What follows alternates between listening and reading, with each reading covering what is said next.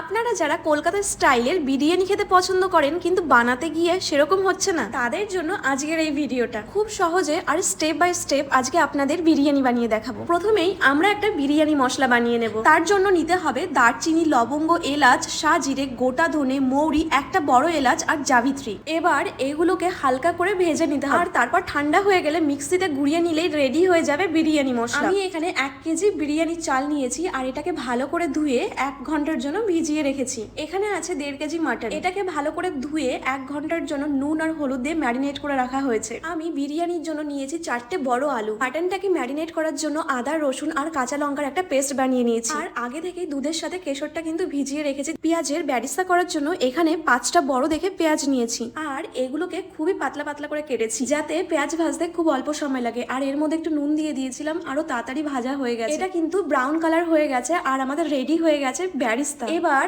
আমরা মাটনটাকে ম্যারিনেট করব। মাটনের মধ্যে দিয়ে দেবো সে আদা, রসুন আর কাঁচা লঙ্কার পেস্ট। তারপর দিয়ে দেবো জিরে গুঁড়ো, ধনে গুঁড়ো, স্বাদ মতো নুন, হলুদ গুঁড়ো আর ভেজে রাখা বিরিয়ানি মশলা। এখানে কিন্তু আমরা সবটা বিরিয়ানি মশলা দেবো না, কিছুটা রেখে দেবো যেটা আমাদের পরে লাগবে। এবার এগুলোকে ভালো করে মিশিয়ে নেব আর তারপর দিয়ে দেবো গোলাপ জল, কেওড়া জল আর কিছুটা গরম মশলা আর এরপর দিয়ে দেবো ফ্যাটানো দই।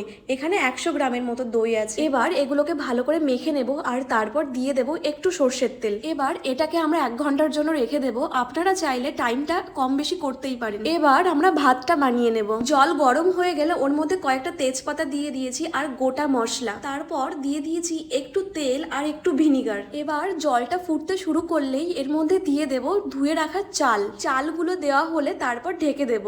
এখানে বলে রাখা ভালো, আমরা কিন্তু চালটাকে 80% কুক করব, বাকিটা যখন দম দেব তখনই হয়ে যাবে। এবার আমরা যেই মাটনটাকে 1 ঘন্টাকে ম্যারিনেট করে রেখেছিলাম ওটাই প্রেসার কুকারের মধ্যে দিয়ে দেব। এরপর আমরা দিয়ে দেব পেঁয়াজের সেই ব্যারিস্তা যেটা আমরা প্রথমেই ভেজে রেখেছিলাম। এখানে কিন্তু পুরোটা দেব না, কিছুটা আমরা রেখে দেব। এরপর একে একে দিয়ে দেব আলুগুলো। এখানে কিন্তু আমরা মাটনের মধ্যে কোনো জলই ব্যবহার করছি না, এর জন্য মাটনটা খেতে কিন্তু আরও অনেক সুস্বাদু হবে। এবার প্রেসার কুকারের লিডটা আটকে দিয়ে আমরা ওভেনে বসিয়ে দিয়েছি আর আমরা এখানে 7 থেকে 8টা সিটি দেব। বিরিয়ানিটাকে দম দেওয়ার জন্য হাঁড়িতে প্রথম আমরা একটু ঘি দিয়ে দিয়েছি। মাটনের বেশিরভাগ অংশটাই কিন্তু আমরা হাঁড়ির মধ্যে দিয়ে দিয়েছি, সাথে বেশিরভাগ গ্রেভিটা কিন্তু আমরা হাঁড়ির প্রথমেই দিয়ে দেব। আর এর ওপরে দিয়ে দিলাম বিরিয়ানির যে মশলাটা আমরা রেখেছিলাম সেটাই। লেয়ারটা কিন্তু আপনারা চাইলে নিজেদের মনের মতনই করতে পারেন। এরপর আমি দিয়ে দিলাম রাইসগুলো। এখানে দেখতেই পাচ্ছেন যে আমি 80% চালটাকে কুক করেছি। আর এখানে দিয়ে দিলাম গোলাপ জল, কেওড়া জল আর মিঠা আতরের একটু মিশ্রণ। এরপর তার ওপরের লেয়ারে আমি আলুগুলো দিয়ে দিয়েছি, আবার সাথে কিন্তু একটু বিরিয়ানি মশলাও আমি দিয়ে দিয়েছি। এর ওপরে আবার রাইস দিয়ে দেব।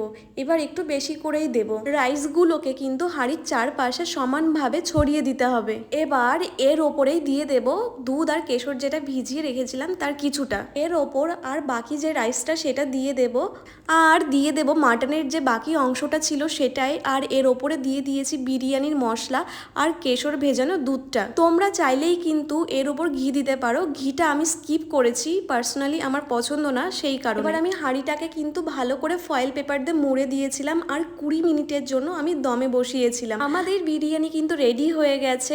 দেখতে যেমন ভালো হয়েছে, খেতেও কিন্তু ততটাই ভালো হয়েছিল। তোমরা যারা আমার মতো কলকাতার স্টাইলের বিরিয়ানি খেতে পছন্দ করো তো তোমরা দেরি না করে এই স্টেপগুলো ফলো করে এই রকম বিরিয়ানি বানিয়ে ফেলো, খেতে হবে অসাধারণ।